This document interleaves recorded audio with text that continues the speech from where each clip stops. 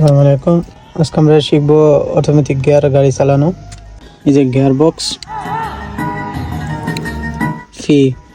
ফিতে হলো ফার্কিন আর্থ reverse any ফিসে এনতে নিউটন ডিটো ড্রাইভ আর এম প্লাস এটা ড্রাইভ। চলুন গাড়ি স্টার্ট করি। প্রথমে ইঞ্জিনের লাইন দিব।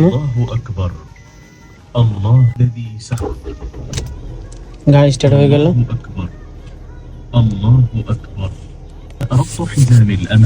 আমার গাড়িটা আছে এখন পার্কিংয়ে, ফিতে আছে।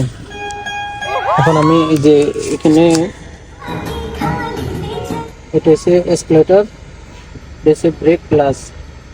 অটো গিয়ার গাড়িতে ব্রেক ক্লাস একটা, আর এটা হচ্ছে এসকেলেটর।